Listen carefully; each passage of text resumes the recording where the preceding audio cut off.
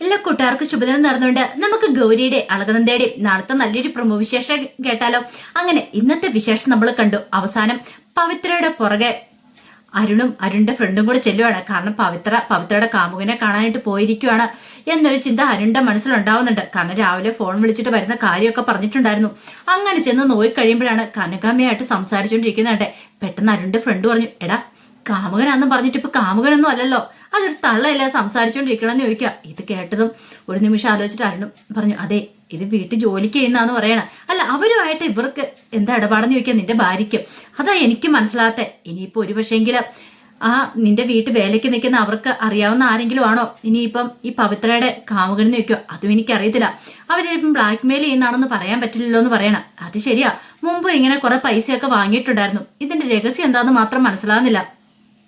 വഴിപാടുകൾ എന്നൊക്കെ പറഞ്ഞുകൊണ്ട് എന്റെ കയ്യിൽ നിന്ന് കുറെ പൈസ ഈ പറയുന്ന കനകമ്മ ചേച്ചി വാങ്ങിച്ചെടുത്താന്ന് പറയണം. അങ്ങനെയാണ് നീ സൂക്ഷിച്ചോടെ മോനെ, അവർക്കറിയാവുന്ന ആരോ ഒരാളാണ്. ഒരു പക്ഷെ അവരെ ഒന്ന് പിടിച്ച് ശരിക്കും ചോദ്യം ചെയ്യണ കാര്യങ്ങളൊക്കെ അറിയാൻ പറ്റുമെന്ന് പറയാം. പെട്ടെന്ന് അരുൺ പറഞ്ഞു, അതെങ്ങനെ ശരിയാവും? ഞാൻ അങ്ങനെ ചോദ്യം ചെയ്തിട്ടുണ്ടെങ്കിൽ അവർക്ക് സംശയം തോന്നൂലേ? അപ്പൊ പിന്നെ വീട്ടിലെല്ലാവരും അറിയില്ലേ എന്റെ കുഞ്ഞെല്ലാം അവളുടെ വയറ്റ് വളരുന്നതെന്ന് അറിഞ്ഞു കഴിഞ്ഞാൽ അതോടുകൂടി തീർന്നു. നാണക്കേട് ഒരു വശേ, ഒന്ന് ചിന്തിച്ചു നോക്കാൻ പറയാണ്. ഇത് കേട്ടപ്പോ അരുണിന്റെ ഫ്രണ്ട് പറഞ്ഞു, ഇനിയിപ്പോ എന്ത് ചെയ്യൂടാ, എനിക്കറിയത്തില്ല, നമുക്ക് കുറച്ച് സമയം കൂടെ നോക്കാന്ന് പറയണ. അങ്ങനെ അവര് നോക്കി നിൽക്കുന്ന സമയത്ത് പവിത്ര തന്റെ കൈയിൽ കിടക്കുന്ന മോതിരം ഊരി അവർക്ക് കൊടുക്കുന്നുണ്ടോ. ഓഹോ, അപ്പൊ ഇതാണ് എന്തോ ഒരു കാര്യമുണ്ട്. അവളുടെ വയറ്റി വളർന്ന കുഞ്ഞിന്റെ അച്ഛനാരാന്ന് ആ സ്ത്രീക്ക് നന്നായിട്ടറിയാം. അത് പുറത്ത് പറയാതിരിക്കാൻ വേണ്ടിയിട്ട് കൈക്കൂലി കൊടുത്തോണ്ടിരിക്കുന്ന. അപ്പൊ അതാണ് കാര്യം. അങ്ങനെയാണിത് വെറുതെ വിട്ടിട്ട് കാര്യമില്ല. പിന്നീട് അരുൺ ഫ്രണ്ടിനോട് പറഞ്ഞു, ബാ നമുക്ക് പോയേക്കാന്ന് പറയാം. എടാ അല്ല, ഇനിയിപ്പോ അവളുടെ അടുത്ത് വേറെ ആരെങ്കിലും വരുന്നുണ്ടോന്ന് അറിയത്തില്ലോ. വേറെ ആരും വരാൻ ചാൻസ് ഒന്നുമില്ല. ഈ സമയത്ത് പവിത്ര പെട്ടെന്ന് അവിടെ നിങ്ങോട്ട് പോകുന്നതും കണ്ടോ അവളുടെ അടുത്തേക്ക് വേറെ ആരും വന്നിട്ടില്ല. പക്ഷെ എന്തൊക്കെയോ ഒളിച്ചുകളെയും കള്ളക്കളിയും നടക്കുന്നുണ്ട്. അതെന്താന്ന് കണ്ടുപിടിക്കണമെന്ന് പറയണേ. ഇത് കേട്ടത് അരുണിന്റെ ഫ്രണ്ട് പറഞ്ഞൊരു കാര്യം ചെയ്യാം, നീ വീട്ടിൽ ചെന്ന് പവിത്രയോട് കാര്യങ്ങളൊക്കെ ഒന്ന് അന്വേഷിക്കാൻ പറയണം. പിന്നെ അവളോട് അന്വേഷിച്ചിട്ടുണ്ട് അവള് സത്യം തോന്നുന്നു പറയാൻ എനിക്ക് തോന്നുന്നുണ്ടോ? പക്ഷെ എനിക്കൊന്നും മനസ്സിലാത്ത. ഞാൻ കരുതിയിട്ട് അവളുടെ കാമുകനെ കാണാൻ വേണ്ടി വന്നതായിരിക്കുന്ന. പക്ഷെ കാമുകനെ അല്ല കാണാൻ വന്നിരിക്കുന്നത്. എന്താ ഏതാ ഒന്നും അങ്ങോട്ട് മനസ്സിലാകുന്നില്ലല്ലോ. ഒരു എത്തും പിടിയും കിട്ടാത്തൊരവസ്ഥയായിപ്പോയി അരുണിന്. പിന്നീട് അങ്ങനെ രാത്രി നന്ദ ഗൗരിനെയും കൊണ്ട് വന്നു കഴിഞ്ഞിട്ട് നന്ദയ്ക്കാണ് വല്ലാത്തൊരു ടെൻഷൻ കാര്യങ്ങളായിരുന്നു. കാരണം ഗൗരിയെ തനിക്ക് ഇനി നഷ്ടപ്പെടുമോ എന്നൊരു ചിന്ത മനസ്സിലേക്ക് വരുന്നുണ്ട്. അതുകൊണ്ട് ഒരു മിനിറ്റ് പോലും ഗൗരിയുടെ അടുത്തൊന്നും നന്ദ മാറിയിട്ടുണ്ടായിരുന്നില്ല. ഗൗരി ഇടയ്ക്ക് പറയുകയും ചെയ്തു, അമ്മയ്ക്ക് എന്നോട് ഇപ്പൊ ഭയങ്കര സ്നേഹമാണല്ലോ എന്നൊക്കെ. ഇത് കേട്ടതും നന്ദ പറഞ്ഞു, അത് പിന്നെ മോളെ ഒരു ദിവസം കാണാതിരുന്നതിന്റെ എനിക്ക് ഭയങ്കര സങ്കടമായിപ്പോയെന്ന് പറയണം. എന്താ അമ്മയെ കാണാതിരുന്ന് കഴിഞ്ഞപ്പോഴേ എന്ത് വിഷമായെന്നറിയാവോ? ഞാൻ നന്ദുവിന്റെ പപ്പയോട് പറഞ്ഞ എനിക്ക് എന്റെ അമ്മയെ കാണാം, എന്റെ അമ്മയുടെ അടുത്ത് കൊണ്ടുപോകാനായിട്ട്. അമ്മ ഡ്യൂട്ടിക്ക് പോയേക്കുവാ, വരുമ്പം കാണാന്നൊക്കെ നന്ദുവിന്റെ പപ്പായ പറഞ്ഞേ. പക്ഷെ പാവം പപ്പായ കേട്ടോ. എനിക്ക് പനി വന്നു കഴിഞ്ഞപ്പോ എന്റെ നെറ്റിയില് തുണി നരച്ചിട്ടു എന്നെ അമ്മ നോക്കുന്ന പോലെ തന്നെ പപ്പ നോക്കിയത്. എന്ത് കാര്യമാണെന്നറിയാവോ? നന്ദുവിനെ നോക്കുന്നേക്കാളും കാര്യമായിട്ട് നോക്കി. ഇത് കേട്ട് കഴിഞ്ഞപ്പോ നന്ദയുടെ കണ്ണുകളൊക്കെ നിറഞ്ഞു വന്നു. നന്ദയ്ക്ക് പറയാൻ പറ്റില്ലല്ലോ നിന്റെ സ്വന്തം പപ്പയാന്ന്. പിന്നീട് ഗൗരി പറഞ്ഞു, ഒരുപക്ഷെ എന്റെ സ്വന്തം പപ്പ ഉണ്ടായിരുന്നെങ്കിൽ എന്നെ ഇതുപോലെയൊക്കെ നോക്കിയാനും. അല്ല അമ്മേന്ന് ചോദിക്കണം. ഇത് കേട്ടോ നന്ദ പറഞ്ഞു, നീ ഒന്നും മിണ്ടാതിരിക്കും ഗൗരി എന്ന് പറയാം. അല്ല ഞാൻ പറഞ്ഞ കേട്ടോ, ശരിക്കും പറഞ്ഞാല് എന്റെ സ്വന്തം പപ്പ നന്ദുവിന്റെ പപ്പനെ പോലെ ആയിരുന്നാ മതിയായിരുന്നു. അങ്ങനെയാണ് എന്നെ എന്ത് കാര്യമായിട്ട് നോക്കിയാനും. പോരുന്നോടും വരെ എന്നോട് എന്ത് സ്നേഹമായിരുന്നു. മോളെ എന്നായിരുന്നു എന്നെ വിളിക്കുന്നത് എന്നൊക്കെ പറയണം. ഇതും കൂടെ കേട്ട് കഴിഞ്ഞപ്പോഴത്തേന് നന്ദയ്ക്ക് വിഷമമായി. പാവാ കുഞ്ഞ്, അവളുടെ മനസ്സിന്റെ വേദന അവൾക്ക് അറിയത്തുള്ളൂ. പക്ഷെ തനിക്ക് എന്ത് ചെയ്യാൻ പറ്റും? തനിക്കിപ്പോ ഒന്നും വയ്യാത്തൊരവസ്ഥയിലാണ്. ഒരു നിർവാഹമില്ല. ഗൗതം ഇനി പ്രശ്നങ്ങൾ ഉണ്ടാക്കിക്കൊണ്ട് വന്നിട്ടുണ്ടെങ്കിൽ തനിക്ക് എന്ത് ചെയ്യണമെന്ന് പോലും അറിയത്തില്ല. ആ ഒരു സിറ്റുവേഷനിൽ കൂടിയാണ് നന്ദ കടന്നു പോയിക്കൊണ്ടിരിക്കുന്നത്. പക്ഷെ തന്റെ മനസ്സിന്റെ വേദന ഒരു കാരണവശാലും ഗൗരി അറിയാൻ പാടില്ല.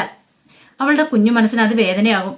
ഇത്രയും കാലം താൻ ആ സത്യം ഒളിപ്പിച്ചു വെച്ചെന്നും കൂടെ അറിഞ്ഞാൽ അവൾക്ക് സഹിക്കാൻ പറ്റുന്ന കാര്യമില്ല എന്നൊക്കെ വിചാരിക്കുകയാണ്. അങ്ങനെ ഗൗരിയും നന്ദയും കൂടെ ഉറങ്ങാനായിട്ട് കിടക്കുവാണ്. ഈ സമയത്ത് ഗൗരി ഉറങ്ങുന്നേയില്ല. നന്ദി ചോദിച്ചു, ഇതെന്താ മോളെന്താ ഉറങ്ങാത്തേന്ന് ചോദിക്കും. എനിക്ക് ഉറങ്ങാൻ പേടി അമ്മേന്ന് പറയണ. അതെന്തിനാ മോള് പേടിക്കണേ? അത് പിന്നെ ഞാൻ ഉറങ്ങിക്കഴിയുമ്പത്തേനുവേ എന്നെ ആരെങ്കിലും എടുത്തോണ്ട് പോകുന്നോ? അതെ, ഞാൻ അമ്മയുടെ അടുത്ത് കിടന്നല്ലേ കഴിഞ്ഞ ദിവസം ഉറങ്ങിയത് ശാന്തിപ്പെടുത്തി പോകാനായിട്ട്. പക്ഷെ ഞാൻ കണ്ണു തുറന്നു നോക്കിയപ്പോൾ ഞാൻ നന്ദുവിന്റെ വീട്ടിലല്ലായിരുന്നോ. അപ്പൊ എനിക്ക് പേടിയാ ഉറങ്ങാനായിട്ട്. എനിക്ക് എന്റെ അമ്മയെ നഷ്ടപ്പെടുമോന്ന്, എന്റെ അമ്മയുടെ അടുത്ത് നിന്ന് ആരെങ്കിലും എന്നെ കൊണ്ടുപോകുന്നു. ഇത് കേട്ടപ്പോൾ നന്ദയ്ക്ക് ഭയങ്കര വിഷമായി. നന്ദ പെട്ടെന്ന് ചാടി എഴുന്നേറ്റ് ഗൗരിയെ നെഞ്ചോട് ചേർത്ത് പിടിക്കണം. ഇനി മോളെ ആരും കൊണ്ടുപോകാൻ വരത്തില്ല കേട്ടോ. മോളെ കൊണ്ടുപോകാൻ വന്നാലും ഞാൻ മോളെ ഒരിടത്തേക്കും പറഞ്ഞു വിടില്ല. എന്നോടൊപ്പം മോള് കാണും എന്നൊക്കെ പറയാണ്. ഇത് കേട്ടതും ഗൗരി പറഞ്ഞു, ഉറപ്പാണല്ലോ അല്ലേ? ഞാനെന്താ മോള് വിഷമിക്കൊന്നും വേണ്ട എന്നും പറഞ്ഞ് ചേർത്ത് പിടിച്ചിട്ട് പറഞ്ഞു, അതെ മോളിനി കണ്ണടച്ച് കിടന്ന് ഉറങ്ങിക്കോ, മോൾ ഒന്നിനെ കുറിച്ച് ഓർത്ത് വിഷമിക്കണ്ട, ഈ അമ്മയ്ക്ക് എന്ത് സംഭവിച്ചാലും ശരി, അമ്മയുടെ ജീവൻ പോയാലും ശരി, മോളെ ഇനി ഒരിടത്തും തനിച്ചു വിടത്തില്ല എന്നൊക്കെ ഗൗരിക്ക് ഉറപ്പ് കൊടുക്കുകയാണ്. ആ ഒരു ഉറപ്പ് മതിയായിരുന്നു ഗൗരിക്ക് കിടന്നുറങ്ങാനായിട്ട്. പിന്നീട് പിറ്റേ ദിവസം രാവിലെ ആയി കഴിഞ്ഞപ്പോൾ പിങ്കിക്കാണ് ആകെപ്പാടെ നല്ല ടെൻഷനാ. കാരണം ഗൗതത്തിന്റെ സ്വഭാവത്തിന് നല്ല മാറ്റമാണ്, ഗൗരിയെ കാണാത്തോണ്ടായിരിക്കും എന്ന് മനസ്സിലായി. അങ്ങനെ നിൽക്കുന്ന സമയത്താണ് അവിടെ മോഹിനിയും ജഗന്നാഥനും കൂടെ സംസാരിക്കുന്ന കേട്ടെ. പെട്ടെന്ന് പിങ്കി അങ്ങോട്ട് മാറിയുന്നു. പിങ്കി കേൾക്കുന്ന ആ ഒരു കാര്യം എന്ന് പറഞ്ഞാൽ ഗൗരിനെ കുറിച്ച് പറയുന്നായിരുന്നു അവർ രണ്ടുപേരും കൂടെ.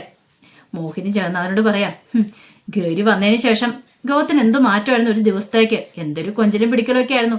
നന്ദുവിനെ പാടെ അവഗണിക്കുകയില്ലായിരുന്നോ. പാവം നന്ദു ആണെങ്കിൽ നല്ല ടെൻഷനൊക്കെ ഉണ്ടായിരുന്നു നന്ദു. പക്ഷെ പറഞ്ഞിട്ട് കാര്യമില്ല, ഗൗരി സ്വന്തം ചോരയല്ലേ, ഇത് വളർത്തുപുത്രനല്ലേ എന്നൊക്കെ പറയണം. ഇത് കേട്ടപ്പോൾ ജഗന്നാഥൻ പറഞ്ഞു, ദേ മോഹിനി നീ ഇങ്ങനെയൊന്നും പറയില്ലെന്ന് പറയണം. പിന്നെ എങ്ങനെ പറയണം, ഞാനുള്ളതല്ലേ പറഞ്ഞേ. എനിക്ക് തോന്നി ഇതെല്ലാം നന്ദയുടെ കളിയാന്നാ. മിക്കവാറും ഗൗരി ഈ പറയുന്ന ഗൗതത്തിന്റെ മോളൊന്നുമല്ല. നന്ദയ്ക്ക് ഇവിടെ എങ്ങനെയെങ്കിലും കയറി പറ്റണം, അതിനു വേണ്ടിയിട്ട് നന്ദ ഒരു ഡ്രാമ കളിക്കുന്നതെന്ന് ജഗന്നാഥനോട് പറയാ. ഇത് കേട്ടുകൊണ്ടിരുന്ന പിങ്കിയുടെ നെഞ്ചൊന്ന് കാളി. അങ്ങനെ ആയിരിക്കുമോ? ഈ സമയം ജഗന്നാഥൻ പറഞ്ഞു, നീ എന്തൊക്കെയാ മോഹിനി പറയണെന്ന് ചോദിക്കുക. ഞാൻ പറഞ്ഞ ശരിയല്ലേ, ഒന്ന് ആലോചിച്ച് നോക്കിയേ. അല്ലെങ്കിൽ സ്വന്തം മോളാണെങ്കിൽ 5-6 വർഷക്കാലം അവള് അതിനെ ഒളിപ്പിച്ചു വെച്ചോണ്ടിരിക്കുവോ? ഒരു കാരണവശാലയില്ല. അതിന്റെ അച്ഛൻ്റെ അടുത്തേക്ക് കൊണ്ടുവരത്തല്ലേ ഉള്ളൂ. അല്ലെങ്കിൽ അവൾക്ക് പിടിച്ചു കയറാനായിട്ടൊരു പിടിവള്ളിയായിരുന്നു ഇന്ത്യവരത്തിലേക്ക്. അവളത് ചെയ്തില്ല. എന്തുകൊണ്ടാ? അവൾക്കറിയാം വല്ല DNA ടെസ്റ്റ് ഒക്കെ നടത്തിയിട്ടുണ്ടെങ്കിൽ അവളുടെ പണി പാളി പോകുന്നു. ഇത് ശരിക്കും പറഞ്ഞാൽ അവൾക്ക് പോലും അറിയത്തില്ലായിരിക്കും ആരുടെ കുഞ്ഞാന്നുള്ള കാര്യം. പക്ഷേ ഗൗതത്തിന്റെ മോളല്ല ഒരിക്കലും ഗൗരി എന്ന് പറയാണ്. ഇത് കേട്ടപ്പോൾ ജഗന്നാഥന് സംശയം, ഇനിയിപ്പോൾ ഇവള് പറയുന്ന പോലെയൊക്കെ ആണോ എന്ന് ഉള്ള കാര്യം. അത് കേട്ടോണ്ടിരുന്ന പിങ്കിക്ക് ഒരു പെടപ്പായിരുന്നു നെഞ്ചില്ലാത്ത. അങ്ങനെയാണെങ്കിൽ നന്ദ തന്റെ മുന്നിൽ ഡ്രാമ കളിക്കുകയാണോ ഗൗതത്തിനെ സ്വന്തമാക്കാനായിട്ട്? ഒന്നും കൂടി വിശ്വസിക്കാൻ പറ്റുന്നില്ല. അങ്ങനെ എന്തെങ്കിലും ആണെങ്കിൽ തനിക്ക് സഹിക്കാൻ പറ്റുന്ന കാര്യമല്ല. അതൊക്കെ ഓർത്ത് കഴിഞ്ഞപ്പോഴത്തേനും വല്ലാത്തൊരു സങ്കടം വിഷമമൊക്കെ ആയിരുന്നു പിങ്കിയുടെ ഉള്ളില്. പിന്നീട് പിങ്കി അങ്ങോട്ടേക്ക് പോവാണ്. ഈ സമയത്താണ് ഗൗതം അങ്ങോട്ടേക്ക് വരുന്നത്. ഗൗതത്തിനെ കണ്ടതും പിങ്കി പറഞ്ഞു, അതെ എനിക്കൊരു കാര്യം പറയാനുണ്ടെന്ന് പറയണേ. എന്താ? ഇനിയിപ്പം ഗൗരിയുടെ കാര്യം പറഞ്ഞ് ഇവിടെ പ്രശ്നം ഉണ്ടാകാൻ പാടില്ല, അറിയാലോ.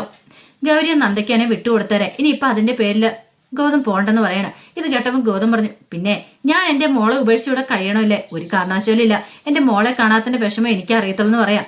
ഇത് കേട്ടതും പിങ്കി പറഞ്ഞു, അതിന് നമുക്ക് നന്ദു ഉണ്ടല്ലോ, നന്ദമോൻ ഇല്ലേന്ന് ചോദിക്കുക. പിന്നീട് പിങ്കി പറഞ്ഞു, നന്ദയ്ക്കല്ലേ ആരും ഇല്ലാത്ത, നന്ദയോടൊപ്പം ഗൗരി നിൽക്കട്ടെ. അതിനിപ്പം ഗൗതം എന്തിനാ എത്ര ടെൻഷൻ അടിക്കണമെന്ന് ചോദിക്കുകയാണ്. ഇത്രയും കാലം അവളെല്ലാം നോക്കി വളർത്തിയത്, ഇനി അവള് തന്നെ വളർത്തിക്കോളല്ലേ ചോദിക്കാം. പെട്ടെന്ന് ഗൗതം പറഞ്ഞു, ഇത്രയും കാലം എനിക്ക് സത്യാവസ്ഥയൊന്നും അറിയില്ലായിരുന്നു, പക്ഷെ ഇപ്പോഴങ്ങനെയല്ല.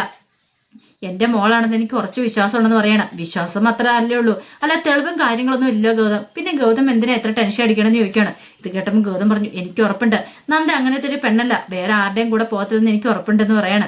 ഇത് കേട്ടതും പിങ്കി പറഞ്ഞു, എന്ന് പറഞ്ഞിട്ട് കാര്യമൊന്നുമില്ല. ഇങ്ങനെയായിരുന്നെങ്കിൽ ഒരു പക്ഷേങ്കിൽ ഇത്രയും കാലമായിട്ട് നന്ദ എന്തുകൊണ്ട് ഇങ്ങോട്ടേക്ക് വരാതിരുന്നേ?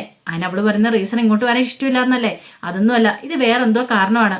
ഞാൻ പറയാനുള്ള പറഞ്ഞു എന്നൊക്കെ പറഞ്ഞിട്ട് പിങ്കി അങ്ങോട്ടേക്ക് പോവാണ്. ഈ സമയത്ത് ഗൗതം ഇങ്ങനെ ആലോചിച്ചു, പിങ്കി ചിലപ്പോൾ വെറുതെ പറയുന്നതായിരിക്കും. കാരണം പിങ്കിക്ക് ബുദ്ധിമുട്ടുണ്ട് ഗൗരി ഇവിടെ വന്ന് നിൽക്കുന്നതിൽ. കാരണം നന്ദുവിനോടുള്ള സ്നേഹം കുറഞ്ഞു പോവോ, തന്റെ സ്ഥാനം ഇവിടെ നഷ്ടപ്പെടുവോ എന്നൊരു ചിന്തയൊക്കെ ആ മനസ്സിലുള്ളതുകൊണ്ടാണ് അവൾ ഇങ്ങനെയൊക്കെ പറയണേ. പക്ഷെ തന്നെ സംബന്ധിച്ചോളം അങ്ങനെയല്ല. തന്റെ മോളാണ് ഗൗരി, തനിക്ക് അവളെ ഉപേക്ഷിക്കാനൊന്നും പറ്റില്ല. ആ ഒരു ചിന്തയായിരുന്നു ഗൗതത്തിനാണെങ്കിൽ ഗൗരിനെ കാണാനും തോന്നുകയാണ്. അങ്ങനെയാണെങ്കിൽ നന്ദയുടെ അടുത്തേക്ക് എല്ലാം നന്ദയെ ഗൗരിയെ കാണാം, പറ്റുമെങ്കിൽ ഗൗരിയെ കൂട്ടിക്കൊണ്ടുവരാം എന്നൊരു ചിന്തയോട് കൂടിയിട്ട് ഗൗതം നന്ദയുടെ കാണാനായിട്ട് അങ്ങോട്ട് ചെല്ലുവാണ്. ഗൗരിമോളെ കണ്ട് ഗൗരിമോളെ കൂട്ടിക്കൊണ്ടുവരാൻ പറ്റുമെങ്കിൽ വരണമെന്നുള്ള ചിന്തയോട് കൂടിയിട്ട് അങ്ങനെ അങ്ങ് ചെന്ന് കോളിംഗ് ബെൽ അടിച്ചു കഴിഞ്ഞപ്പോൾ നന്ദ വന്ന് നോക്കിയപ്പോൾ ഗൗതം അപ്പുറത്തേക്കുന്നത്. നന്ദ ജനലിൽ കൂടെയാണ് നോക്കിയത്. നന്ദ കഥ തുറക്കാൻ തയ്യാറായില്ല. പിന്നീട് നന്ദ ചോദിച്ചു, എന്താ നിങ്ങൾക്ക് എന്താ വേണ്ടതെന്ന് ചോദിക്കുകയാണ്. എനിക്ക് ഗൗരിയെ കാണണമെന്ന് പറയണം. ഇത് കേട്ടുമ്പോൾ നന്ദ പറഞ്ഞു, പറ്റില്ല, എൻ്റെ മോളെ കാണാൻ പറ്റില്ല എന്നൊക്കെ പറയണം. ഇത് കേട്ടതും ഗൗതം പറഞ്ഞു, എനിക്ക് കാണണം, കണ്ടേ മതിയാവുള്ളൂ, ഞാൻ കണ്ടതിന് ശേഷം പോകത്തുള്ളൂ, അല്ലെങ്കിൽ ഞാൻ ഇവിടെ തന്നെ നിൽക്കും, ഞാൻ പോവില്ല എന്ന് പറഞ്ഞുകൊണ്ട് വാശി പിടിച്ച് അവിടെ നിൽക്കുകയാണ്. എന്ത് ചെയ്യണമെന്ന് അറിയത്തില്ലാത്ത അവസ്ഥയിൽ പോയി നന്ദയ്ക്ക്. ഇതങ്ങ് ഒച്ചപ്പാടും വേളം കേട്ട് ഗൗരി വന്നിട്ടുണ്ടെങ്കിൽ ഗൗരി ഉറപ്പായിട്ട് കഥ തുറക്കാൻ പറയും. ഗൗതം അകത്ത് കയറുകയും ചെയ്യും. അപ്പം എന്ത് ചെയ്യണമെന്ന് പോലും അറിയില്ല. അങ്ങനെ വന്നാൽ അയാൾ ചിലപ്പോൾ തൻ്റെ മോളെയും കൊണ്ട് പോകും. തനിക്ക് തന്നെ മോളെ നഷ്ടപ്പെടും.